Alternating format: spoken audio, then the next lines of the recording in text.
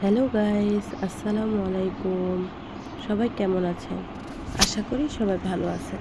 আলহামদুলিল্লাহ, আমরাও ভালো আছি। আজকে দুপুরে রান্না করতেছি, মাছ ভাজি করব কাঁকরোল দিয়ে, কাঁকরোল আলু দিয়ে। মাছটাকে আগে ভালো করে তেলে ভেজে নিয়েছি, এরপর কাঁকরোলটাকেও তেলে ভেজে নিচ্ছি। ভালো করে ভেজে নেওয়ার পরে এটাকে মশলা দিয়ে রান্না করব।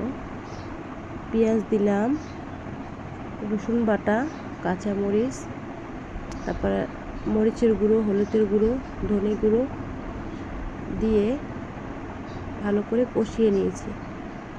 কাঁকরোল দিয়েও ভালো করে কষিয়ে নিচ্ছি। গরম করে পানি দিলাম। পানি গরম করে দিলে তরকারিটা তাড়াতাড়ি রান্না হয়ে যায়। এখন মাছটা দিয়ে দিব। মাছটা দিয়ে কতক্ষণ ঢেকে রাখবো, এরপরে জিরা গুঁড়ো দিয়ে নামিয়ে ফেলবো। আপনারা কে কোথা থেকে দেখছেন অবশ্যই কমেন্ট করে জানাবেন। আমার রান্নাটা কেমন হচ্ছে সেটাও বলবেন। লাইক, কমেন্ট, শেয়ার অবশ্যই করবেন। আল্লাহ হাফেজ।